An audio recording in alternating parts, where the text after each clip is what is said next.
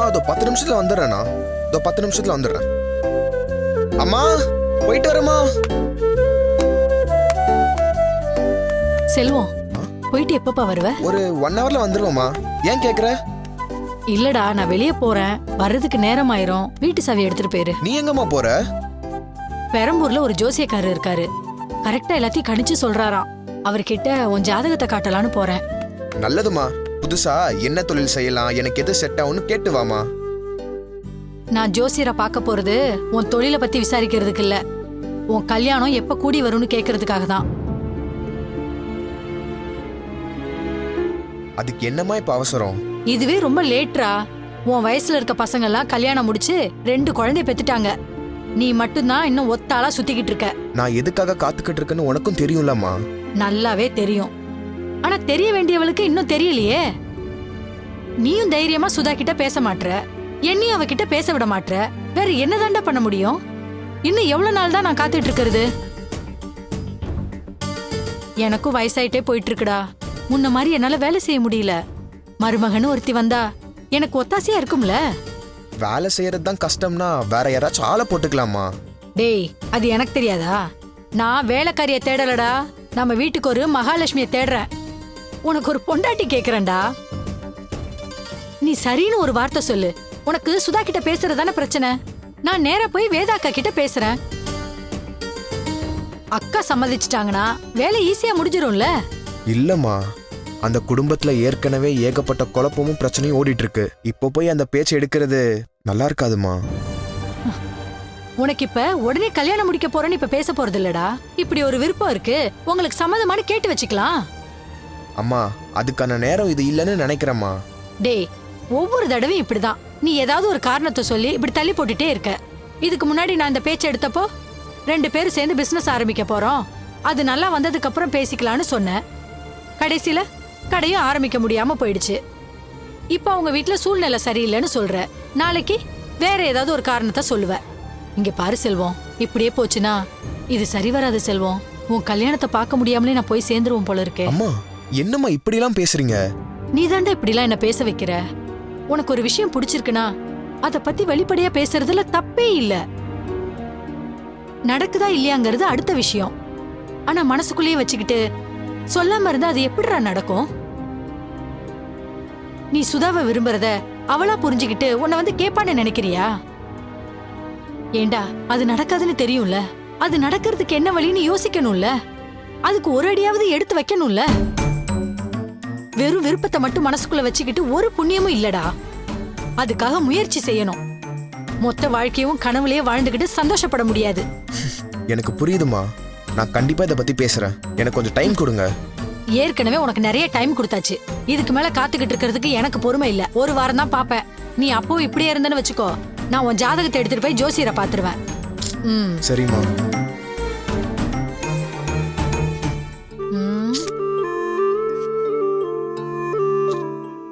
செல்வம், சுதாவுக்கு உன் மேல விருப்பம் இருக்கலாம்டா.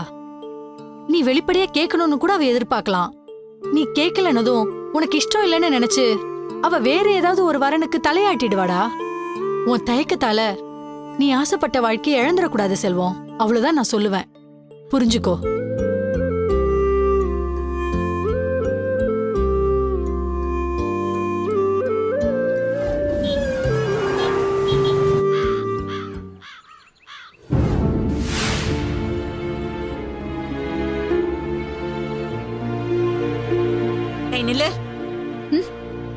எங்க போயிட்டு இருக்க?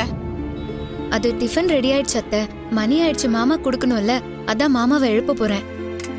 அதுக்கு தானே நாங்க இருக்கோம். நீ உன் வேலையை மட்டும் பாரு. அவரை கவனிக்கிற மாதிரி நடிச்சு என் மனசை குளிர வைக்கலான்னு பாக்காத. போ.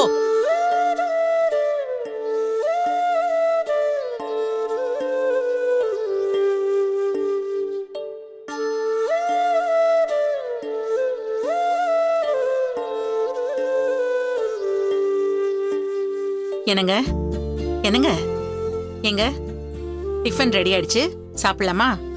வாங்க, எந்திரிங்க.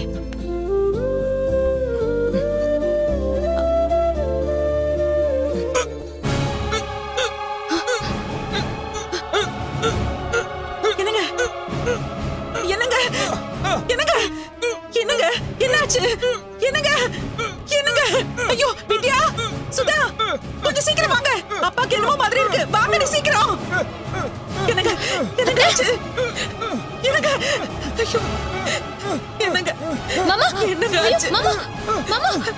என்னாச்சு அத்தை? தெரியல மாமா என்னங்க என்ன மாமா?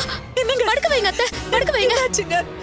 ஐயோ சுதா வித்யா கொஞ்சம் சீக்கிரம் வாங்க. என்னங்க ஐயோ அம்மா என்னம்மா ஆச்சு? அம்மா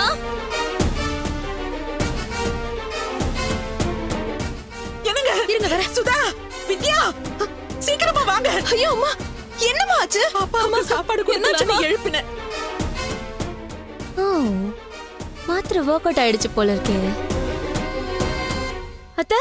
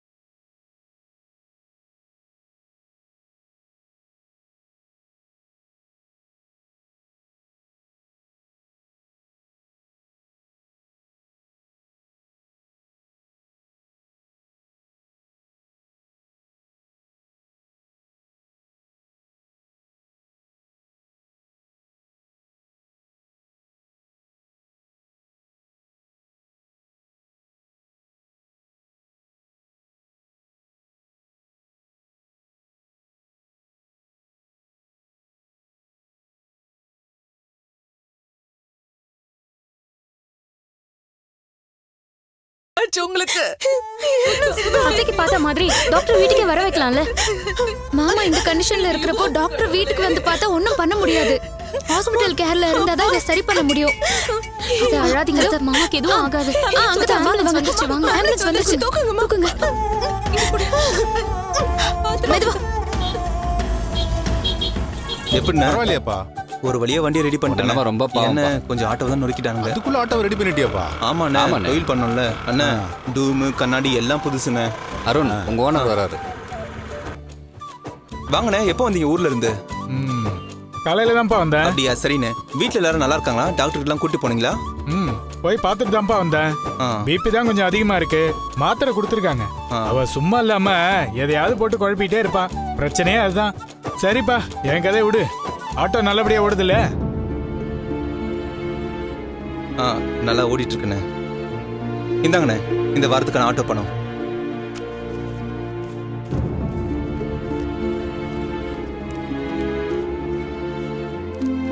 அண்ணா அண்ணா, ஒரு சின்ன தப்பு நடந்து போச்சு. என்னப்பா?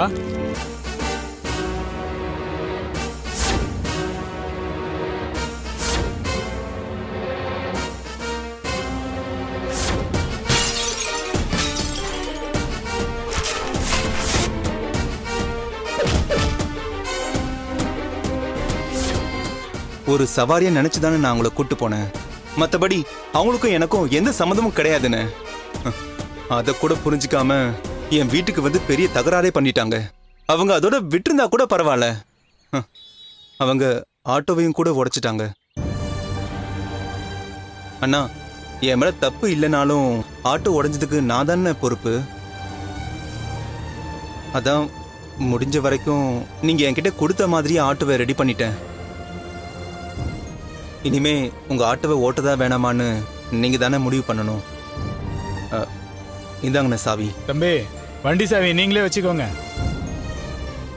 நீங்க சொல்றதுக்கு முன்னாலேயே என்கிட்ட மொத்த கதையும் வந்துருச்சு தம்பி.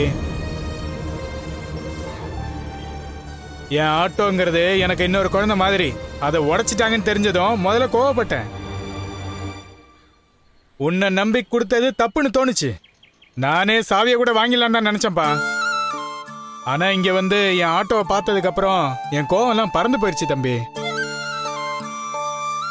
இந்த ஆட்டோவை அடிச்சு உடைச்சிட்டாங்கன்னு சொன்னா யாருமே நம்ப மாட்டாங்க. அந்த அளவுக்கு பக்காவா ரெடி பண்ணிருக்க. அது கூட பெரிய விஷயம் இல்ல தம்பி. நீ நினைச்சிருந்தா இந்த பிரச்சனையை பத்தி என்கிட்ட சொல்லாம கூட மறைச்சிருக்கலாம். ஆனா ரொம்ப நேர்மையா என்கிட்ட உண்மையை சொன்ன பத்தியா? சூப்பர் தம்பி நீ. இனிமே சாவியை உங்ககிட்ட இருந்து திரும்ப வாங்கணும்னு நினைக்கவே மாட்டேன். உனக்கு தேவைப்படுற வரைக்கும் நீ என் ஆட்டோவை தாராளமா ஓட்டலாம்ப்பா. ரொம்ப தேங்க்ஸ்ண்ணே. அப்புறம் இன்னொரு விஷயம், ஆட்டோவுக்காக நீ நிறைய செலவு பண்ணிருக்க. அதனால கொஞ்ச நாளைக்கு நீ வாடகை எதுவும் தர வேணாம்ப்பா. அண்ணனே, அதெல்லாம் சரியா வராதுண்ணே. நான் எப்பவும் போல நான் உங்களுக்கு வாடகை கொடுத்துறேன். வேணாம்ப்பா, எனக்கு தோணும் போது நானே வாங்கிக்கிறேன். நீயே கஷ்டத்துக்கு தானப்பா ஆட்டோ ஓட்டுற. அதுல இந்த ரிப்பேர் செலவு வேற. இதுல என் பங்கு இருக்கிறது தானே நியாயம். எனக்கும் மனசாட்சி எல்லாம் இருக்குப்பா. ரொம்ப தேங்க்ஸ்ண்ணே. பரவாயில்லப்பா, இனிமே சவாரி ஏத்துற விஷயத்துல கொஞ்சம் கவனமா இருக்கணும். சரியா? சரிண்ணே. வரேன் எல்லாரும்.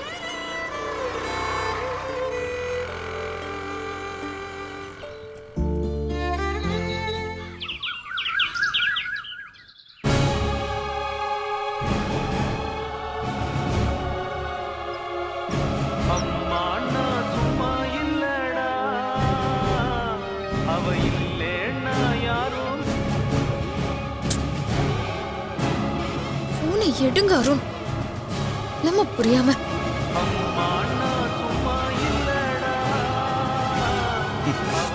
இவ எதுக்கு திரும்ப திரும்ப போன் அடிச்சுட்டே இருக்கா?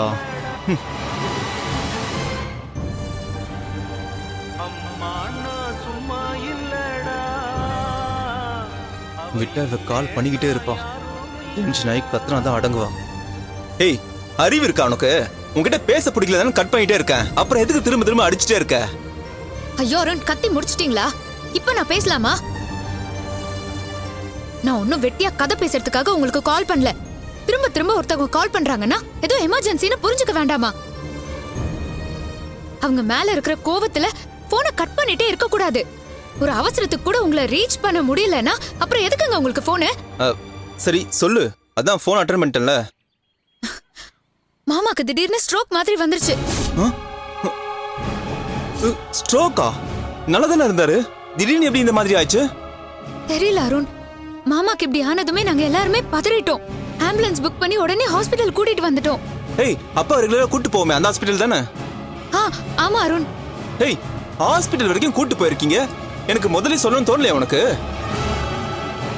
அருண், எல்லாருமே பதட்டமாவும் டென்ஷனாவும் இருந்தோம். அத்தை வேற அழுதுட்டே இருந்தாங்க அருண். அதான் அப்ப எதுவுமே சொல்ல தோணல. ஏய், இப்ப அப்பா எப்படி இருக்காரு? டாக்டர் என்ன சொன்னாங்க? இப்பதான் செக் பண்ணிட்டு இருக்காங்க அருண். கொஞ்சம் சீக்கிரம் கிளம்பி வாங்கல. சரி, நான் உடனே வந்துடுறேன். தம்பி என்னாச்சுப்பா? என்ன போன்ல டென்ஷனா பேசுனா? அது ஒண்ணு இல்ல, அப்பாவுக்கு திடீர்னு உடம்பு சரியில்லை. அதான் ஹாஸ்பிடல் வரைக்கும் போயிட்டு இருக்கேன். பா சீரியஸ் எல்லாம் எதுவும் இருக்காதுப்பா. நீ பார்த்து பத்திரமா போ. சரிண்ணே. ஓகே. ஹாஸ்பிடல் போயிட்டு எனக்கு ஃபோன் பண்ண மறக்காம. கண்டிப்பா. பார்த்து போப்பா.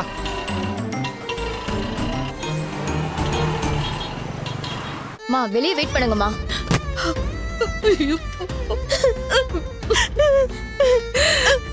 அம்மா அழாதீங்கம்மா. பிரச்சனை ஆரம்பிக்கும் போது அப்பா ஹாஸ்பிட்டல் கூட்டிட்டு வந்துட்டோம். பெருசா எதுவுமே ஆகாத மாதிரி பாத்துக்கலாமா? தைரியமா இருங்கம்மா.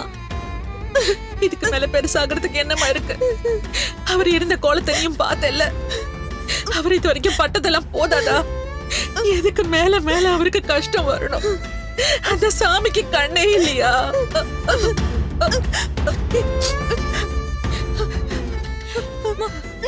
நீங்க எல்லாம் பேஷண்டோட ரிலேட்டிவ்ஸா?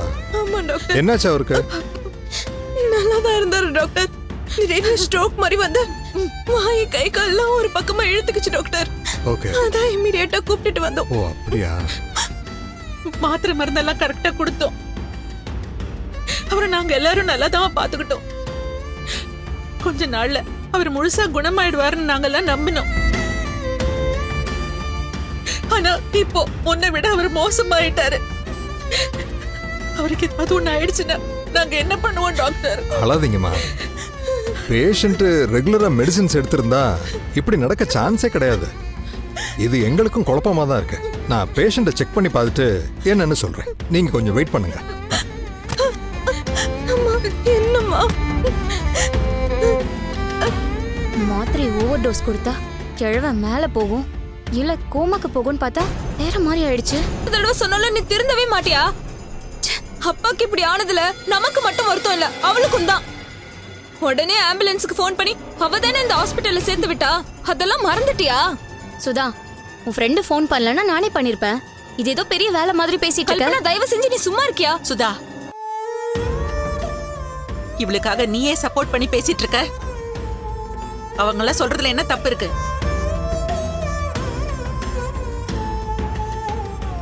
எந்த நேரத்துல அவ கழுத்துல நான் தாலிய போட்டேனோ அடுத்த நாளே ஏன் தாலிக்கு ஆபத்து வந்துருச்சு. அம்மா,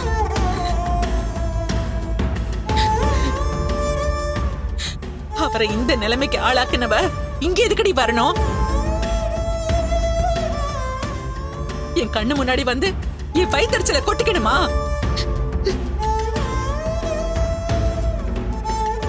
அம்மா, நீங்களும் அவங்கள மாதிரி நியாயம் இல்லாம பேசாதீங்க. அப்பா ஏற்கனவே உடம்பு முடியாம இருந்தாரு. அவர் கண்டிஷன் முன்ன பின்ன ஆகிறது சகஜம் தானே. அவரு இந்த நிலைமைக்கு வந்ததுக்கும் அன்னிக்கும் எந்த சம்மந்தமும் இல்ல. சம்பந்தம் இருக்குடி. நம்மளோட முன்னோர்கள்லாம் யாரும் முட்டாளுங்க இல்ல. ராசி நட்சத்திரம் எல்லாம் பார்த்து கல்யாணம் பண்றதெல்லாம் சும்மா நினைச்சியா?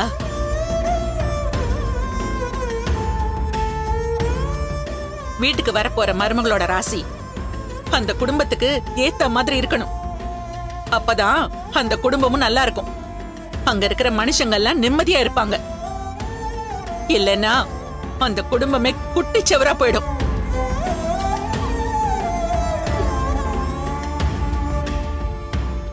இப்ப நம்ம குடும்பத்திலயும் அதான் நடந்துட்டு இருக்கு. ராசி ஜாதகம்னு எதையுமே பார்க்காம இவ குறுக்கு வழியில வந்துதானே நம்ம வீட்டோட ஒட்டிக்கிட்டா.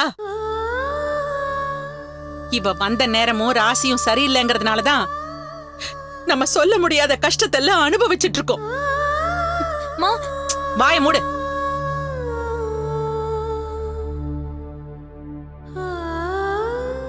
என்கிட்ட வாக்குவாதம் பண்றதை விட்டுட்டு இதுக்கு முன்னாடி நாம எப்படி எல்லாம் இருந்தோங்கிறத கொஞ்சம் யோசிச்சு பாருடி. நம்ம கிட்ட பணம் இல்ல, வசதி இல்ல, ஆனா எவ்வளவு நிம்மதியா சந்தோஷமா இருந்தோம்.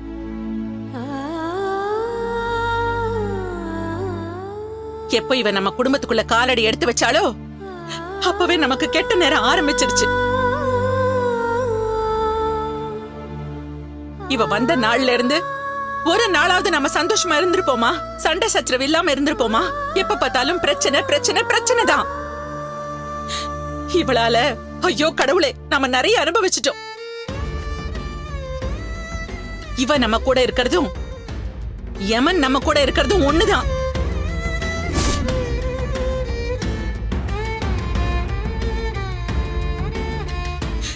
இவளால அவரோட நிலைமை ரொம்ப மோசமாயிடுமோ எனக்கு பயமா இருக்குடி.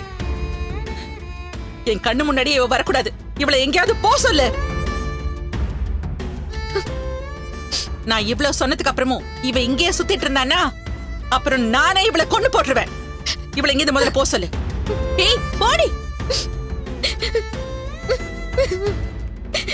அண்ணி, ஏய் அண்ணி, போனா போட்டும், நீ நில்லு. அக்கா சும்மா இருக்கு. வாய மூடு. ஐயோ என்னங்க.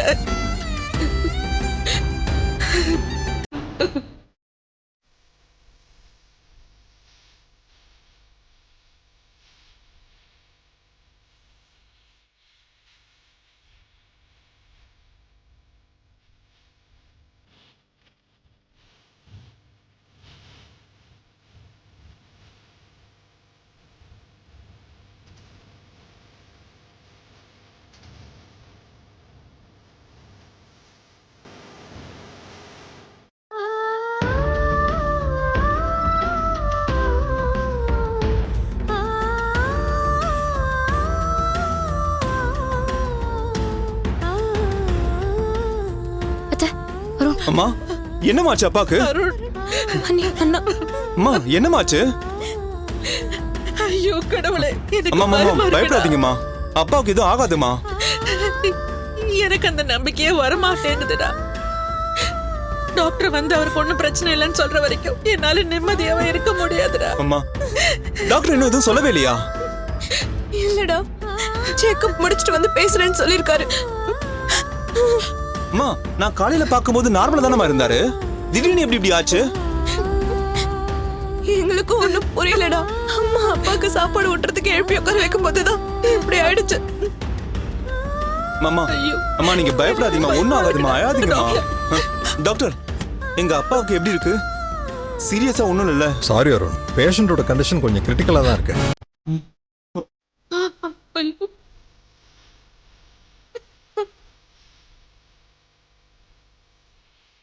டாக்டர் நீங்க அந்த மாதிரி சொல்லாதீங்க. அவர் இல்லாம என்னால இருக்கவே முடியாது. எப்படியாவது அவரை காப்பாத்தி கொடுத்துருங்க டாக்டர். உங்க நிலைமை எனக்கு புரியுதுமா, ஆனா இருக்கிற நிலைமை நான் ஓப்பனா சொல்லித்தானே ஆகணும். மூளைக்கு போற ரத்த நாளத்துல பிளட் கிளாட் ஆயிருக்கு, அதனாலதான் இந்த ஸ்ட்ரோக்கும் வந்திருக்கு.